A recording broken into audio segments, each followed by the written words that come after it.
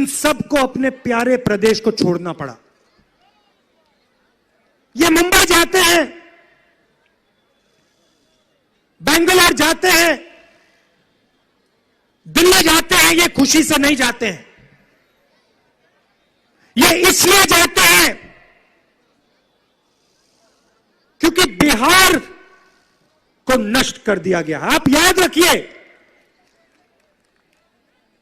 बिहार की जगह को समझिए,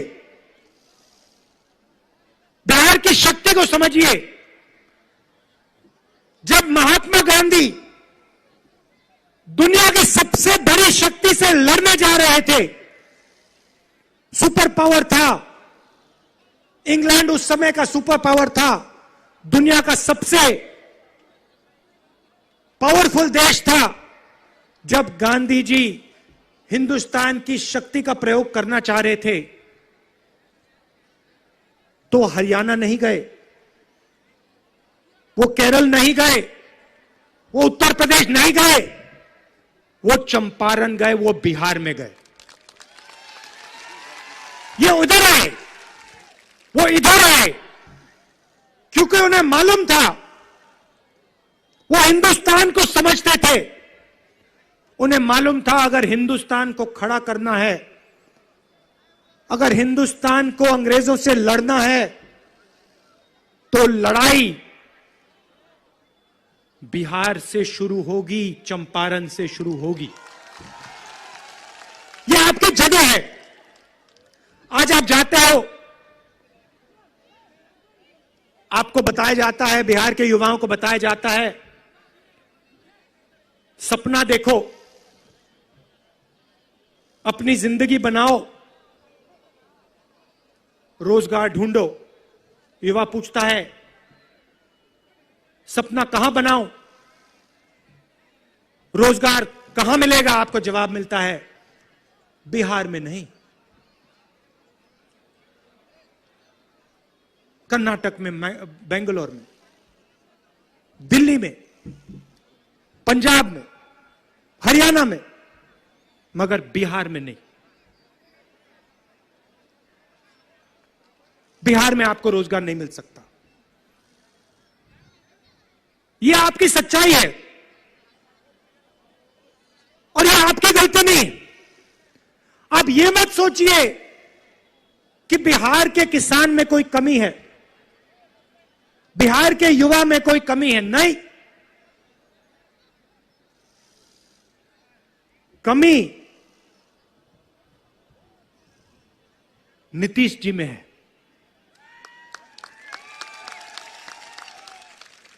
कमी आपके चीफ मिनिस्टर में है, कमी आपके प्रधानमंत्री में है। कांग्रेस पार्टी वो आपको सच नहीं बताते, एक के बाद एक, एक के बाद एक, एक के बाद एक आपको झूठ बताते हैं।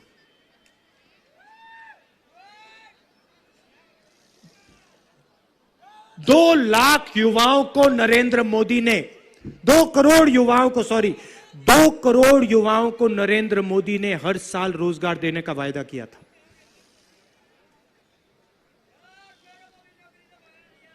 क्या नाम है तुम्हारा? हां, दीपक गुप्ता को नरेंद्र मोदी जी ने नौकरी से निकाल के भगाया।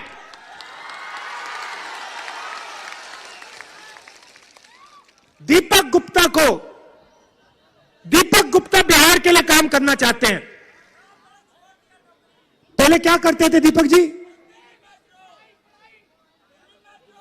दिल्ली मेट्रो। देखिए भैया, मुझे बताओ, बिहार मेट्रो में आपने क्यों नहीं नौकरी ढूंढी? मेट्रो है ही नहीं।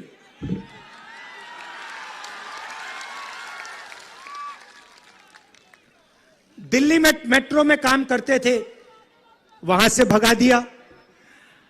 अच्छा, आप जैसे लाखों बिहारियों को भगाया। आपने देखा होगा, टीवी पे देखा होगा, मजदूर आए, हजारों किलोमीटर वापस चले, देखा आपने? याद है? अरे भैया, चुनाव का समय है, याद रखना चाहिए आपको। याद है आपको, बिहार के लाखों मजदूर आए, आपके जैसे। पीने का पानी था, भोजन था, रेलवे ट्रेन थी, बस मिली। नरेंद्र मोदी जी ने क्या किया, कहा पैदल भगाया, पैदल भगाया। मैं मजदूरों से बात कर रहा था, लॉकडाउन था, कोरोना का समय था। मैंने कहा नहीं, मैं बिहार के मजदूरों से जाके मिलना चाहता हूं, मैं उत्तर प्रदेश के मजदूरों से मिलना चाहता हूं। मैं जाके बात की, मैं बैठा सड़क पे बैठा, आपने देखा होगा। मैंने उनसे पूछा, भैया बताओ क्या हुआ। मजदूर कहते हैं हमें एक बात समझ नहीं आई। मैंने कहा क्या। कहते हैं इस प्रधानमंत्री ने लॉकडाउन करना था तो ठीक है, कर देता, मगर इसने हमें 2-3 दिन क्यों नहीं दिए। अगर ये हमें 2 दिन दे देते, लॉकडाउन हो जाता, हम ट्रेन पकड़ के बिहार आ जाते, हम बस में बैठ के आ जाते। उन्होंने मुझसे पूछा, राहुल जी आप एक सवाल का जवाब दीजिए, नरेंद्र मोदी जी ने जब लॉकडाउन किया, उन्होंने 8 बजे रात को झटके से क्यों किया, बिना वार्निंग दिए क्यों किया। मैं आपको जवाब देना चाहता हूं। लॉकडाउन का जवाब और नोटबंदी का जवाब एक ही है, और आप अच्छी तरह सुनिए, समझिए।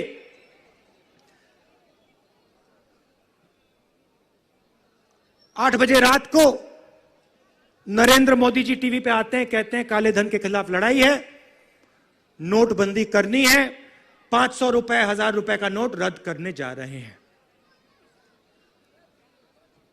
कोरोना के समय नरेंद्र मोदी आते हैं, शाम के समय कहते हैं 22 दिन की लड़ाई है, 22 दिन में कोरोना को खत्म कर देंगे, लॉकडाउन की जरूरत है।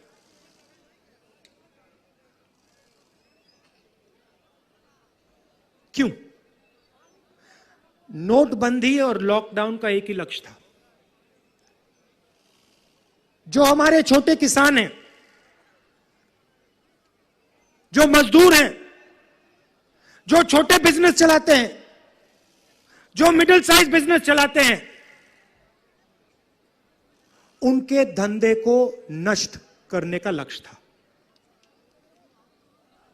लॉकडाउन ने आपके जेब में से पैसा निकाला, अंबानी अदानी की जेब से नहीं। वो आपको बैंक के सामने दिखे थे क्या? जब आप सब लाइन में खड़े थे, आपने उनको देखा बैंक के सामने ना?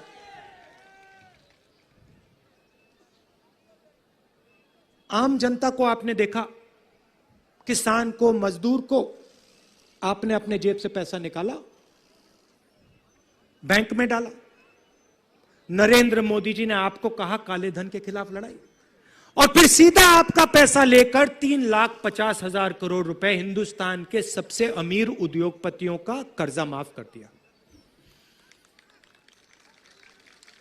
आप देखते रह गए। आपने कहा भाई ये तो काले धन के खिलाफ लड़ाई थी, काले धन वाले तो एसी में बैठे, काले धन वालों ने बैंक से पीछे दरवाजे से जाके अपना पूरा पैसा बदल दिया, और आपके लाखों करोड़ रुपए आपके जेब से निकले, सीधा उनके जेब में गए। छोटे दुकानदार, छोटे बिजनेस वाले, मिडिल साइज बिजनेस वाले सब नष्ट हो गए। अब चलिए लॉकडाउन के समय चलते हैं। लॉकडाउन में फिर से वही किया, लाखों करोड़ रुपए सबसे अमीर 5-6 बिजनेस वालों का कर्जा माफ किया, उनकी टैक्स की छूट दे दी। कांग्रेस पार्टी दिन भर चिल्ला रही थी कि भैया किसानों का कर्जा माफ करो, छोटे व्यापारियों की मदद करो, स्मॉल मीडियम बिजनेस वालों की मदद करो। मोदी जी कहते नहीं, मैं तो नहीं करूंगा, मैं क्यों करूं।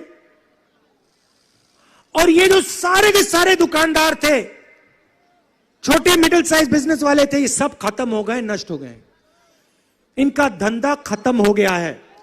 ये जो है किसान जो है, मजदूर जो है, छोटे दुकानदार जो है, स्मॉल मीडियम बिजनेस वाले, ये हिंदुस्तान की अर्थव्यवस्था चलाते हैं, यही रोजगार दिलवाते हैं। और इनकी रीढ़ की हड्डी नरेंद्र मोदी ने तोड़ दी। और बिहार में यह काम बहुत पहले शुरू हो गया था। 2006 में जो आपकी रीढ़ की हड्डी थी, जो आपकी खेती का सिस्टम था, एमएसपी का सिस्टम था, प्रोक्योरमेंट का सिस्टम था, उसको खत्म कर दिया। तो आज ये हालत है कि बिहार को छोड़िए, पूरे देश के युवाओं को रोजगार नहीं मिल सकता। नरेंद्र मोदी जी कभी कहते हैं 22 दिन की लड़ाई है, कभी कहते हैं भैया कोरोना आया है, मोबाइल फोन की बत्ती जलाओ, कभी कहते हैं भैया थाली पकड़ो, थाली बजाओ।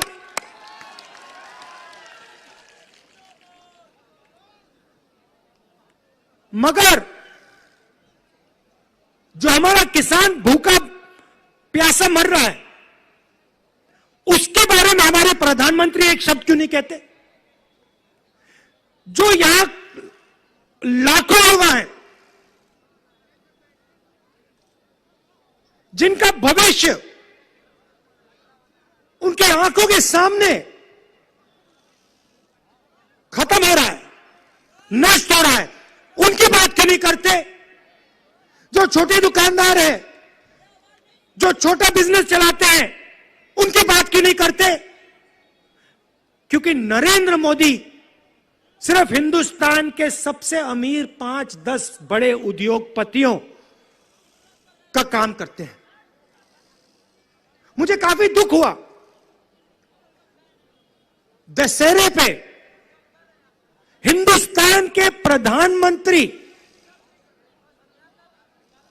के पुतले को पंजाब में जलाया जा रहा है। मुझे अच्छा नहीं लगा, दुख हुआ कि हमारे प्रधानमंत्री हैं,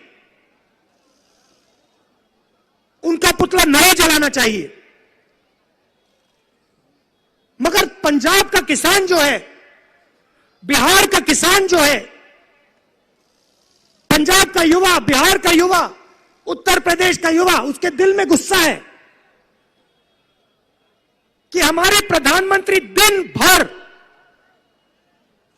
बिहार के चीफ मिनिस्टर के साथ भाषण देते हैं, कभी चीनी की बात करेंगे, कहेंगे मैं चीनी दूंगा, फिर हम एक साथ चाय पिएंगे।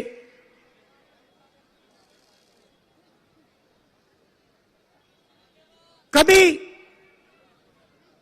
दूसरे देशों की बात करेंगे। मगर जो देश के सामने समस्या है,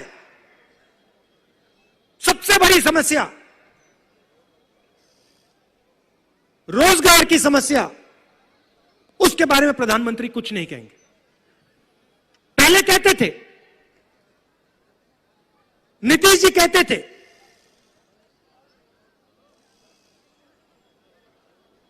अब प्रधानमंत्री अपने भाषण में नहीं कहते कि मैं 2 करोड़ युवाओं को रोजगार दूंगा। जानते हैं झूठ बोला था, बिहार की जनता बात समझ गई है।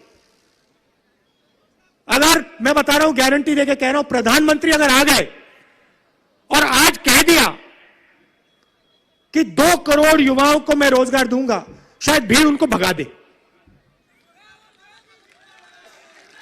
कहे कि भैया आपने पहले झूठ बोला था, आपने दिया नहीं, अब आप हमसे झूठ मत बोलिए। बिहार में गठबंधन है, हम आरजेडी के साथ, बाकी पार्टियों के साथ लड़ रहे हैं, और एक युवा नेता खड़े हैं, तेजस्वी नया विजन देना चाहता है, रोजगार की बात करता है, और कांग्रेस पार्टी एक साथ उनके साथ यह चुनाव लड़ रही है। कांग्रेस पार्टी ने देश को डायरेक्शन दिया है। आपको याद होगा, मनरेगा हमने दिया, भोजन का अधिकार हमने दिया, किसानों का कर्जा माफ हमने किया। हम देश को चलाना जानते हैं, हम किसानों के साथ खड़ा होना जानते हैं, हम युवाओं को रोजगार देना जानते हैं। मगर एक कमी जरूर है हम में, हम झूठ बोलना नहीं जानते। उनके सामने हम झूठ बोलने में उनका मुकाबला नहीं कर सकते। यह कमी है, मैं स्टेज से मान लेता हूं कि यह कमान में कमी है। तो मैं आपको कहना चाहता हूं, आपने बनाया पकौड़ा है? अगली बार आएंगे, पकौड़ा बना के मोदी जी को, नीतीश जी को थोड़े खिला देना।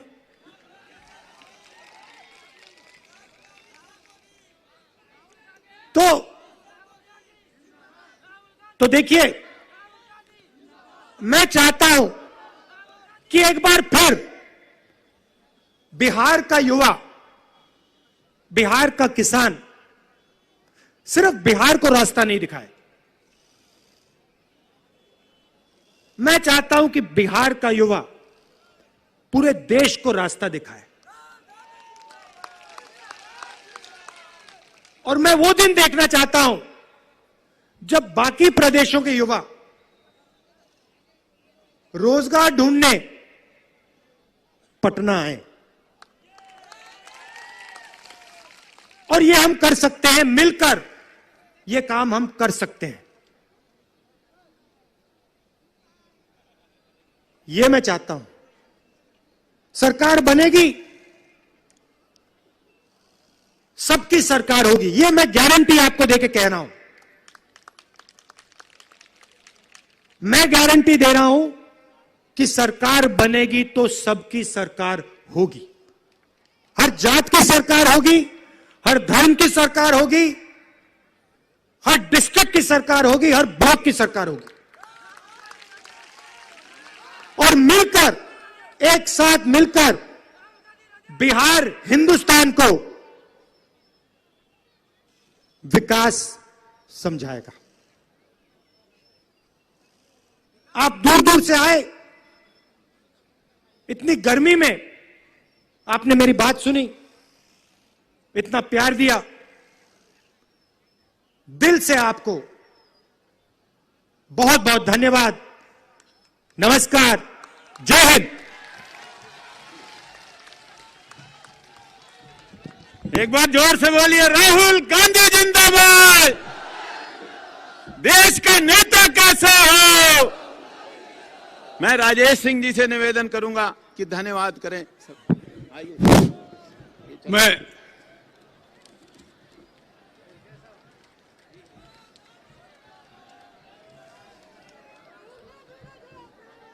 कांग्रेस पार्टी जिंदाबाद, गठबंधन जिंदाबाद, हाथ पंजा जिंदाबाद, राहुल गांधी जिंदाबाद, सोनिया गांधी जिंदाबाद, प्रियंका गांधी जिंदाबाद, लालू राबड़ी जिंदाबाद, तेज तेजस्वी जिंदाबाद,